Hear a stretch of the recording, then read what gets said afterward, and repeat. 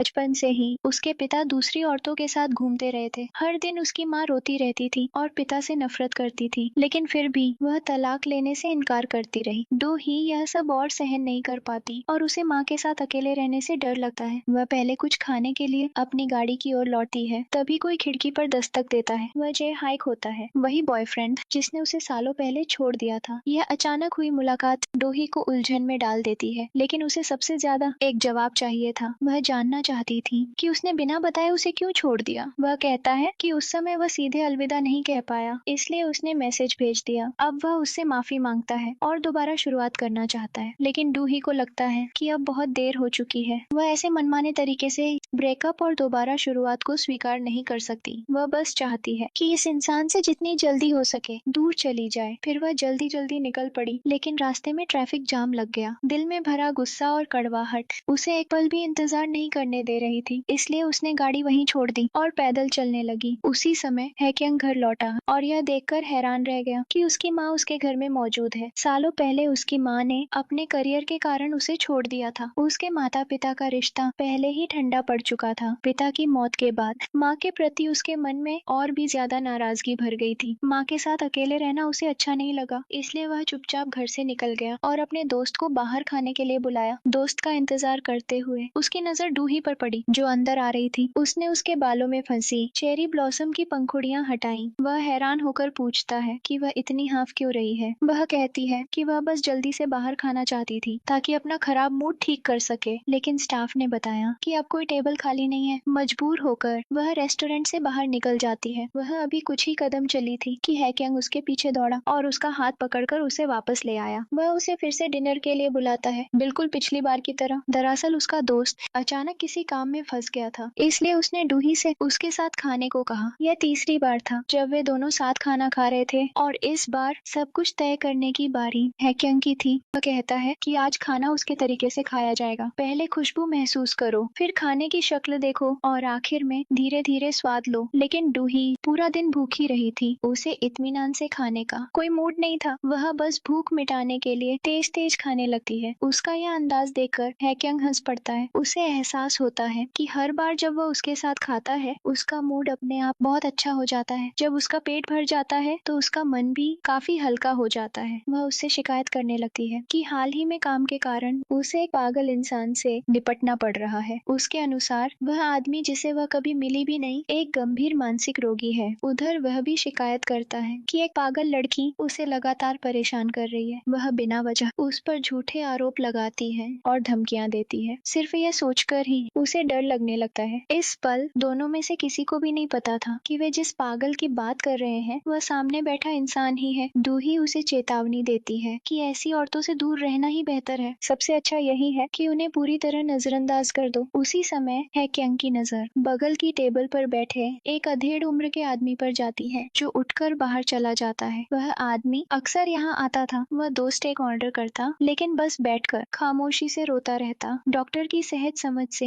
हैक्यंग को लगता है कि वह आदमी गहरे मानसिक आघात से गुजर रहा है। उसे डर होता है कि कहीं वह खुद को नुकसान न पहुंचा ले, इसलिए वह डूही से कहता है कि वह खाना जारी रखे। वह थोड़ी देर में लौट आएगा। जब हैक्यंग वापस आता है तो वह यह नहीं बताता कि बाहर क्या हुआ था। दोनों फिर से खाते पीते और बातें करते हैं। उसके सामने डूही बिल्कुल बेझिझक हो जाती है। वह उसे बता देती है कि उसका एक्स बॉयफ्रेंड दोबारा उसकी जिंदगी में आ गया है। अजीब संयोग से वह भी उसी समस्या से गुजर रहा था। दोनों मान लेते हैं कि वे कभी भी अपने अपने एक्स के पास वापस नहीं जाएंगे। जब दोनों हल्के से नशे में होते हैं, डूही अचानक कहती है कि वह चाहती है कि यह उनकी आखिरी मुलाकात हो। अगर भविष्य में कभी सड़क पर यूं ही मिल जाए तो एक दूसरे को पहचानने का नाटक भी न करें। हैकिंग भी जोर देकर कहता है कि अगर बिना किसी तय मुलाकात के दोबारा मिल भी जाए तो इसे किस्मत न समझे। इसका मकसद था बेवजह की भावनाओं से बचना। अगले दिन डूही काम पर जाने के लिए उठती है, लेकिन अचानक जययुक उसकी कंपनी में आ जाता है। बॉस डूही और जययुक को एक साथ प्रोग्राम करने को कहती है। फिर वह सुझाव देती है कि सभी घटिया प्रोग्राम बंद किए जाए और अच्छी क्वालिटी के शो बढ़ाए जाए ताकि कंपनी की इमेज सुधरे। वह यह भी कहती है कि अगर डूही उस डॉक्टर को शो में लाने में नाकाम रही तो उसे जययुक के साथ एक मेडिकल इंफॉर्मेशन शो करना पड़ेगा। डूही को पूरा यकीन होता है कि वह किसी भी हालत में हैक्यंग को मना लेगी, इसलिए वह बॉस से कहती है कि जययुक को निकाल दिया जाए। बॉस उसे 2 दिन का समय देती है। अगर 2 दिन में वह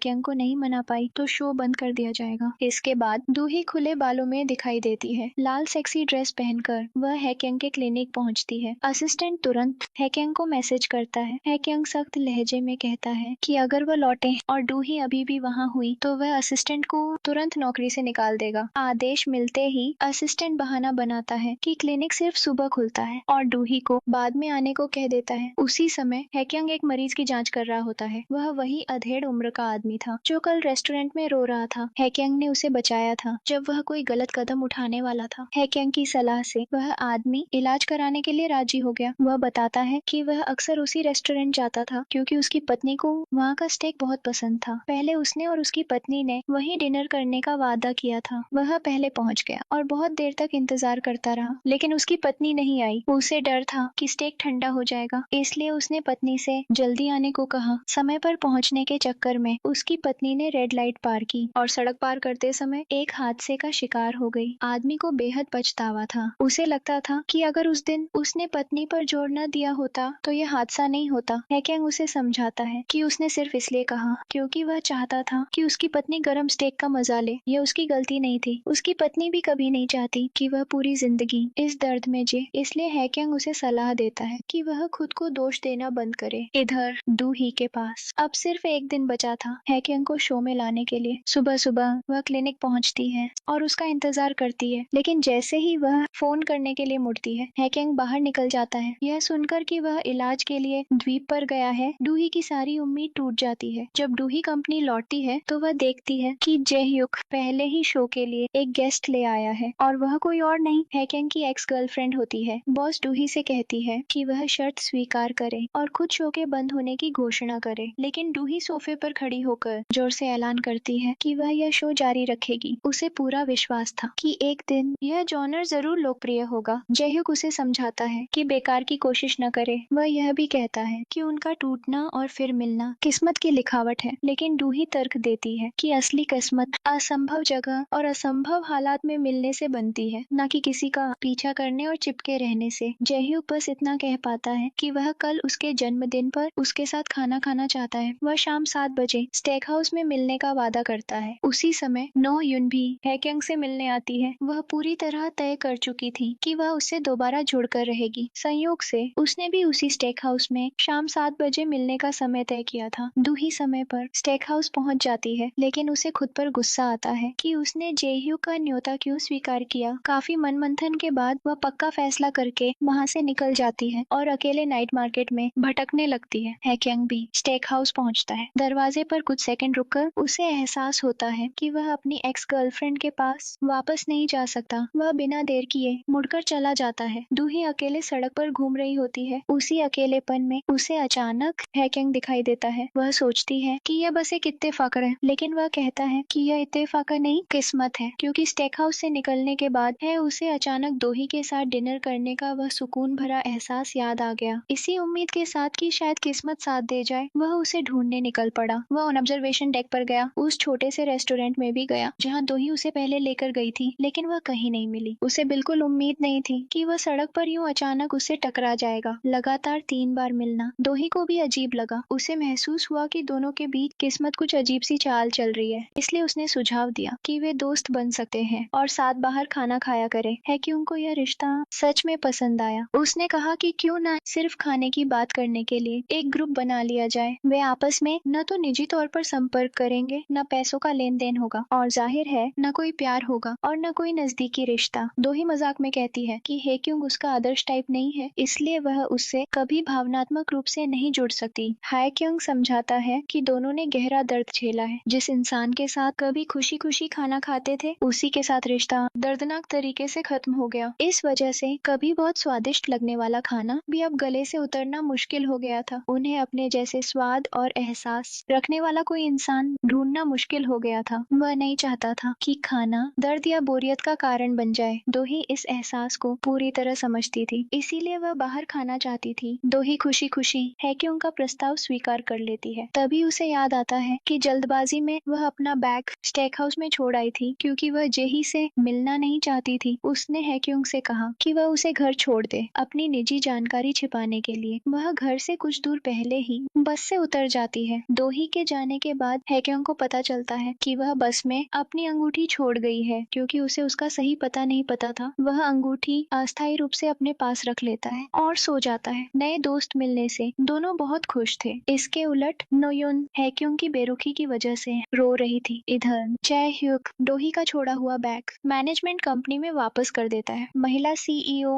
हैक्योंग और डोही के रिश्ते को अच्छी तरह समझती थी। सोचने के बाद उसे लगता है कि जेह्यूक जैसा भावुक इंसान बिना वजह अपनी गर्लफ्रेंड को नहीं छोड़ सकता। उसे शक होता है कि उस ब्रेकअप के पीछे कोई वजह जरूर थी। जेह्यूक जैसे कोई राज छिपा रहा था। वह अचानक गुस्से में आ जाता है और बॉस को पुरानी बात छेड़ने के लिए दोष देता है। वह कहता है कि वह बस डोही को अपने पास रखने के बारे में सोच रहा है। कंपनी से निकलते ही उसकी सांस फूलने लगती है। वह जल्दी से अपनी दवा निकालकर खाता है। धीरे धीरे उसकी हालत संभल जाती है। अगले दिन तो ही जेह्यूक से मिलने को राजी होती है। वह कहती है कि वह चाहती है काम और प्यार के बीच स्पष्ट फर्क बना रहे। वह उसके साथ काम कर सकती है लेकिन प्यार की बात नहीं। वह उससे दोबारा रिश्ता नहीं जोड़ना चाहती। जेह्यूक समझाता है कि ब्रेकअप मजबूरी में हुआ था लेकिन दोही कहती है कि वह सब बहुत पहले खत्म हो चुका है। अब उसके दिल में उसके लिए कुछ भी नहीं बचा। अब वह ब्रेकअप की वजह जानने में दिलचस्पी भी नहीं रखती। उसके जाने के बाद जेह्यूक दरवाजा बंद करता है और किसी को फोन करता है। वह कहता है कि अब वह और इंतजार नहीं कर सकता। वह डोही को सब कुछ बताना चाहता है ताकि वह उसे माफ कर दे क्योंकि वह उसे खो नहीं सकता। फल चुनते समय महिला सीईओ पुरुषों की तुलना फलों से करती है। वह कहती है कि औरतों को देखना चाहिए कि आदमी बाहर और अंदर से एक सा है या नहीं। उसका मतलब था कि जेह्यूक किसी मजबूरी में गया होगा लेकिन दोही उस बात का छुपा मतलब समझ नहीं पाती। बाद में जब वह घर लौटती है तो देखती है कि उसकी माँ वहाँ है और माँ को लाने वाला कोई और नहीं जेह्यूक था। वह बस एक पल के लिए आता है और फिर चला जाता है। डोही की माँ उसे जेह्यूक के पास वापस जाने की सलाह देने लगती है। उसके हिसाब से जेह्यूक के पास अच्छा बैकग्राउंड और हालात हैं एंड वह शादी के लिए सही है। दोही और सुनना नहीं चाहती इसलिए वह महिला सीईओ के साथ शराब पीने चली जाती है। नशे में घर लौटते वक्त वह देखती है कि हैक्योंग आसपास खड़ा है। वह अंगूठी लौटाने आया था। वह कहता है कि रास्ते से गुजर रहा था इसलिए ले आया। उसे नशे में देखकर वह उसे घर छोड़ने की पेशकश करता है। अचानक वह एक कदम आगे बढ़ती है और उसके बहुत पास आ जाती है। वह उसे याद दिलाती है कि वे एक दूसरे की निजी जिंदगी के बारे में नहीं जान सकते क्योंकि जब तक वे अनजान रहेंगे तभी आराम से अपने जज्बात बांट पाएंगे। अगला दिन उनकी डिनर डेट का होता है। असिस्टेंट की सलाह पर हैक्योंग डोही को बारबेक्यू पर ले जाता है। दोनों का स्वाद और सोच काफी मिलती जुलती थी इसलिए वे खुशी खुशी खाते हैं। खाने के बाद रेस्टोरेंट में ओपनिंग डे सेलिब्रेशन होता है। ग्राहक खेल में हिस्सा लेकर सॉफ्ट टॉय जीतने लगते हैं। हैक्योंग को ये सब बचकाना लगता है लेकिन दोही को पेंगुइन बहुत पसंद होते हैं और वह बड़े पेंगुइन टॉय को देखकर खुद को रोक नहीं पाती। उसे जीतने के लिए वह तुरंत चैलेंज में उतर जाती है। एक ही पंच में वह हाई स्कोर बना लेती है लेकिन तभी एक ताकतवर आदमी आता है और उसका रिकॉर्ड तोड़ देता है। दोही को बहुत अफसोस होता है। उसी पल हैक्योंग आगे बढ़ता है। वह तय करता है कि वह उसकी ख्वाहिश जरूर पूरी करेगा। पूरी ताकत से वह पंच मारता है और नया रिकॉर्ड बना देता है। सब तालियां बजाते हैं। जोश में आकर दोनों एक दूसरे को गले लगा लेते हैं। वे अपना वादा भूल जाते हैं कि कोई शारीरिक संपर्क नहीं होगा। जब एमसी किस करने को कहता है तो दोनों जल्दी से कहते हैं कि वे प्रेमी नहीं है। तभी हैक्योंग के फोन पर मैसेज आता है। उसके दोस्त ने बताया कि नोयुन के जिम पर कर्जदार हमला कर रहे हैं। स्थिति गंभीर थी इसलिए वह तुरंत डोही को बताकर वहाँ से निकल जाता है। वह जिम पहुंचकर हमलावर को गिरा देता है और नोयुन को बचा लेता है। नोयुन कर्जदारों से बेहद नफरत करती थी लेकिन वह अभी भी शांत नहीं थी और अकेले रहना चाहती थी। वह हैक्योंग और उसके दोस्त को रुकने से मना कर देती है। इधर दोही शराब पीकर पेंगुइन टॉय से बातें कर रही होती है। वह कहती है कि उसने हर प्यार आजमाया और हर बार असफल रही यहाँ तक कि हैक्योंग भी बीच में चला गया। तभी हैक्योंग वहाँ आ जाता है। उसे नशे में देखकर वह उसे सहारा देने लगता है लेकिन वह साबित करना चाहती है कि वह नशे में नहीं है। वह उठती है और संतुलन खोकर उसकी बाहों में गिर जाती है।